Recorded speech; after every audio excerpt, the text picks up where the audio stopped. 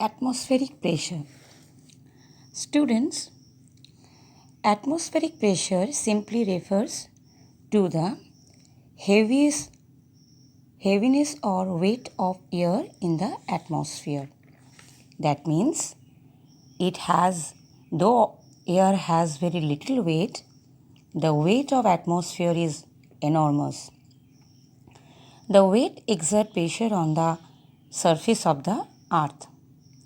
Atmospheric pressure is a pressure that exerted on a unit area on the earth's surface by gases present in the air.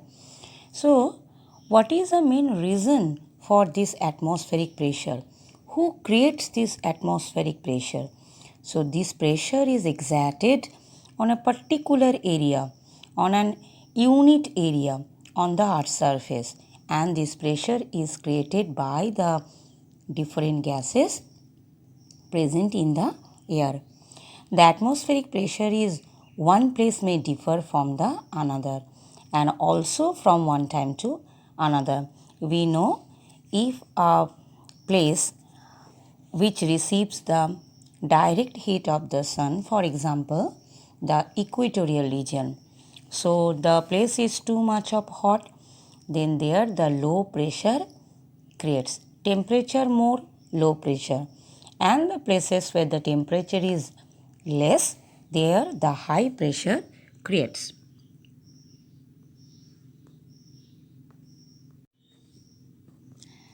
A barometer is an instrument used to measure the atmospheric pressure.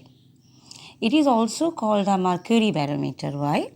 Because mercury present inside the barometer.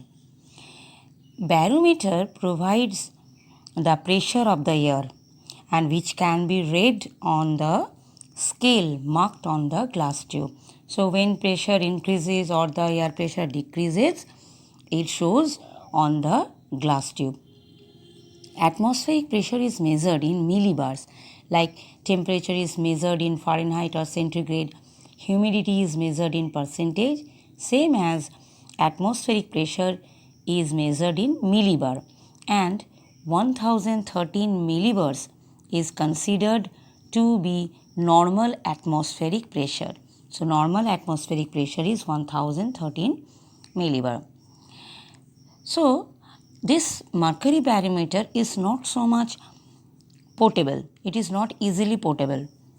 The aneroid barometer is more commonly used, and aneroid barometer consists of a metal box with partial vacuum inside and a flexible wall which expand and contract. So inside the aneroid barometer, one metal box is there and with a partial vacuum and with a flexible wall. So when the pressure increases or the decreases, that flexible wall also expands and the contracts. Pointers indicate the atmospheric pressure accordingly in the aneroid barometer. So there are the two type of barometers. One is the mercury barometer and another one is the aneroid barometer.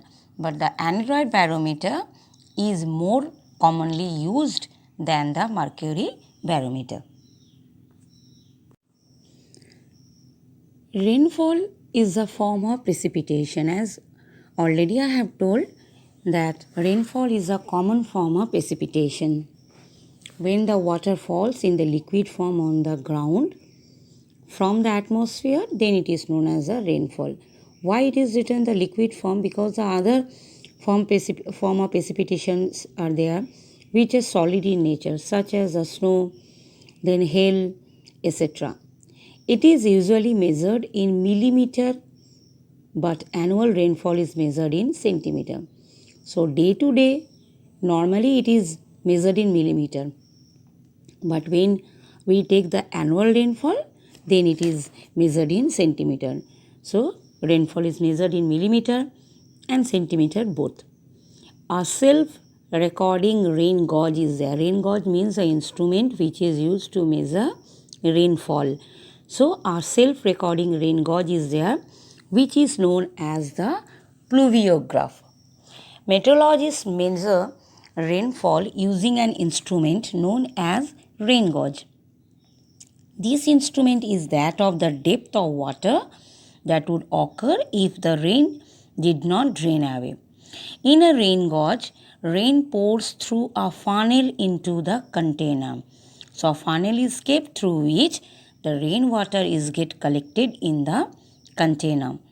After every 24 hours, the water so collected into the container is poured into a measuring cylinder that gives a reading of the day's total rainfall. So when the water is collected in the container after every 24 hours, that water is poured into another measuring cylinder where the measurement is given or the measurement is shown on the container, and from there only we will come to know actual rainfall that occurred in that particular day. A rain gauge must always be placed in an open area where there is no hindrance, no obstacles like trees or walls around, on a level land to collect and measure the rainfall correctly. So rain gauge is placed on an open area. It can be placed on an open ground. It can be placed on a roof so that the extra water cannot collect in the container or in the rain gauge.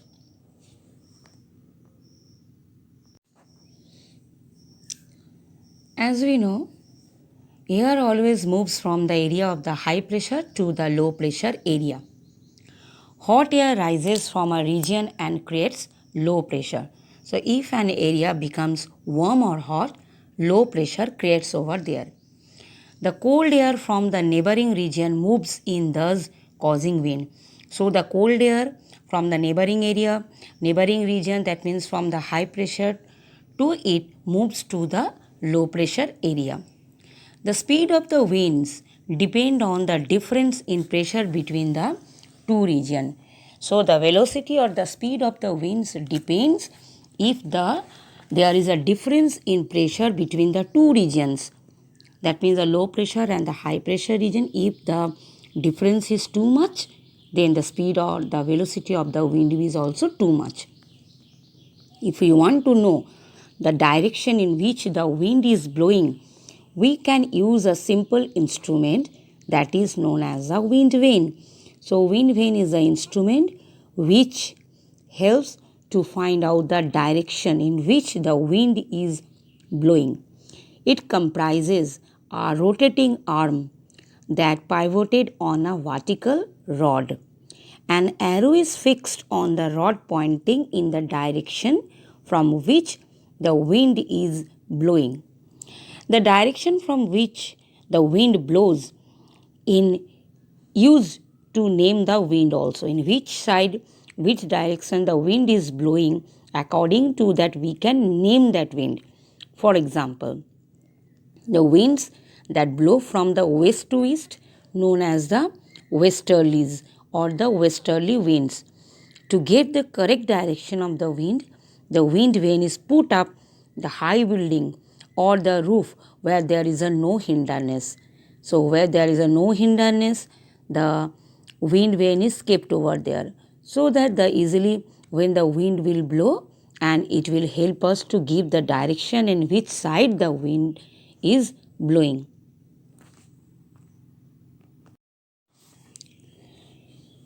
Students, you can see the picture that is given over here is an anemometer. So this instrument helps to measure the speed of the wind. It comprises 3 to 4 arms, and these arms are attached horizontally to a vertical spindle or a vertical rod which can rotate very easily. These metal cups fixed at the end of each arm help in the rotation.